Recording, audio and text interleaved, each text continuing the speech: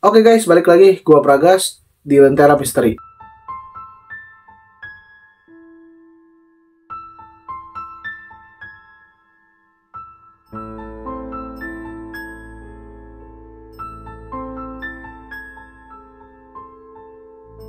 Chris dan Shannon Watts menikah pada tahun 2012 dan tinggal di Prairie, Colorado. Mereka memiliki dua putri kecil bernama Bella 4 tahun dan Celeste 3 tahun. Kehidupan keluarga ini tampak sempurna, terutama dari apa yang Shannon sering bagikan di media sosialnya.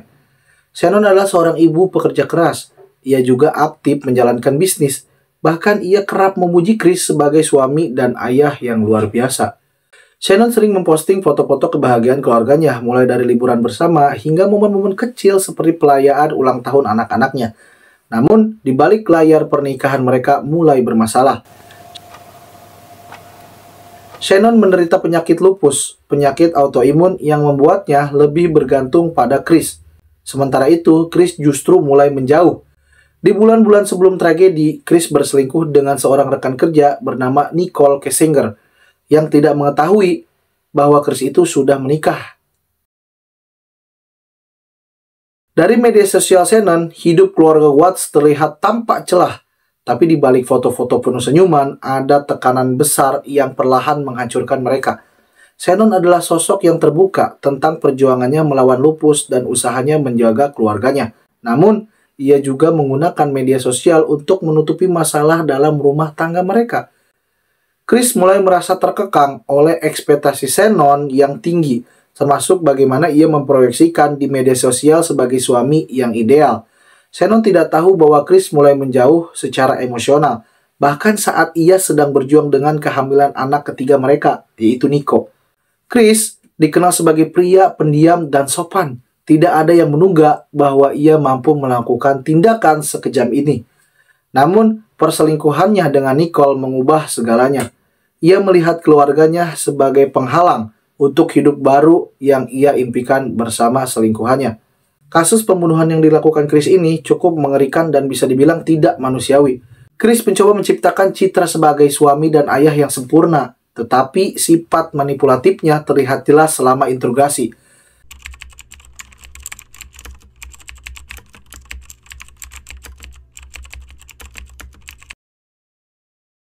Can you understand that some of this just doesn't make sense to us?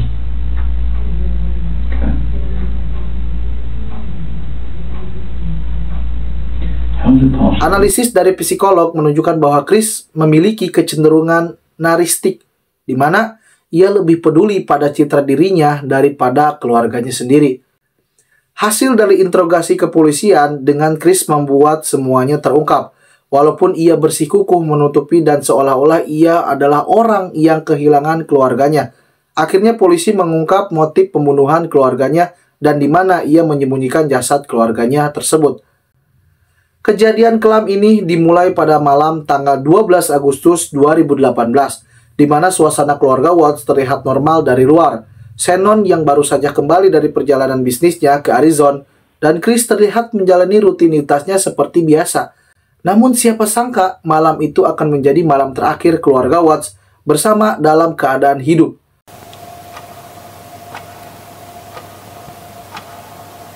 Pada pukul 01.48 dini hari pada rekaman CCTV, Shannon pulang lebih awal dari jadwal semula, berharap bisa berbicara dengan Chris mengenai pernikahan mereka yang bermasalah. Shannon memasuki rumahnya dengan perasaan campur aduk. Di suatu sisi, ia ingin memperbaiki hubungan dengan suaminya. Di sisi lain juga, sifat dan perilaku Chris yang dingin belakangan ini membuatnya merasa ada yang tidak beres. Berdasarkan pengakuan Chris, setelah Shannon masuk kamar, mereka sempat berbicara serius tentang rencana perceraian. Shannon menangis saat Chris mengatakan bahwa ia tidak mencintainya lagi. Entah apa perkataan yang dilontarkan Shannon saat dia sambil menangis mendengarkan perkataan dari Chris. Sehingga Chris mengklaim bahwa perkataan itu menjadi pemicu emosinya. Namun, apa yang sebenarnya terjadi dalam 2 jam itu masih menjadi misteri.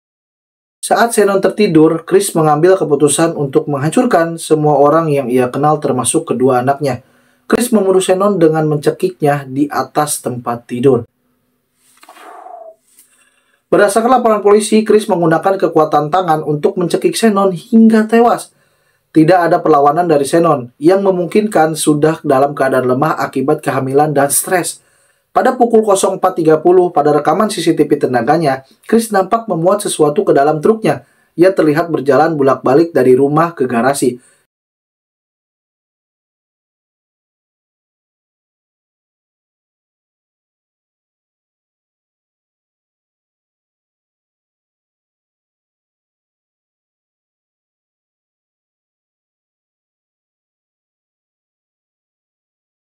Chris membawa tubuh Shannon yang sudah tak bernyawa ke dalam truknya bersama kedua anaknya Bella dan Celeste yang masih hidup. Saat fajar mulai menyingsing, Chris memutuskan untuk membawa mayat Shannon dan kedua anaknya ke lokasi tempat ia bekerja. Apa yang terjadi di perjalanan ini sungguh mengerikan. Di perjalanan menuju ke lokasi bekerja, Bella bertanya, "Apa yang terjadi dengan Mama?" Sebelum ia menghabisi Bella, ia menghabisi Celeste terlebih dahulu. Diikuti oleh Bella yang sempat berteriak dan memohon, "Tolong, jangan ayah." Pada pukul 06.00, Chris tiba di tempat bekerja di Anadarko Petroleum. Chris mengubur Shannon di kuburan dangkal dan menempatkan tubuh Bella dan Celeste di tangki minyak. Keadaan tangki minyak itu sangat kecil. Chris harus memaksa tubuh anak-anaknya masuk satu persatu. Pada keesokan harinya, tanggal 13 Agustus 2018, Chris kembali ke rumahnya dan bertindak seperti tidak terjadi apa-apa dan ia menjalani hari seperti biasa. Ia bahkan sempat berbicara dengan media lokal, memohon bantuannya untuk menemukan keluarganya. Ia berpura-pura sedih, bak drama dengan kondisi keluarganya yang hilang.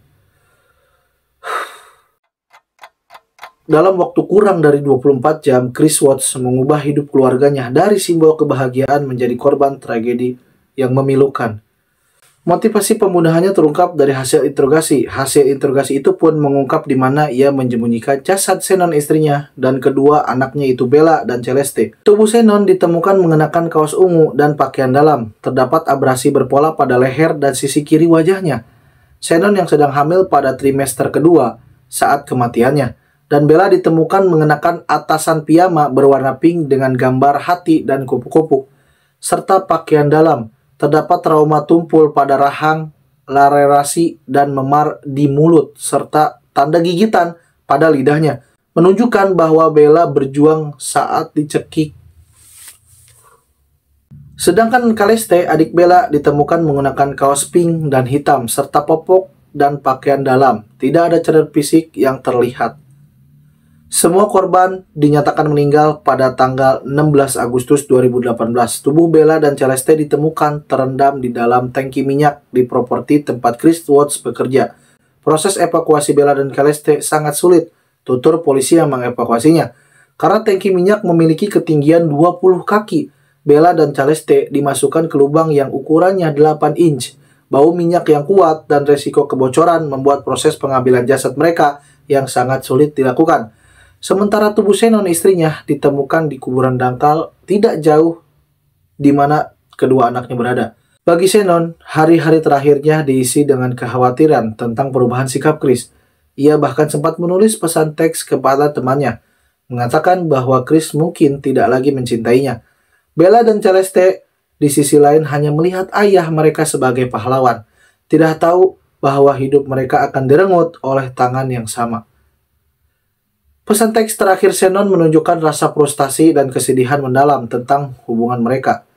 Kasus Chris Watts adalah salah satu tragedi keluarga yang paling mengerikan di abad ini.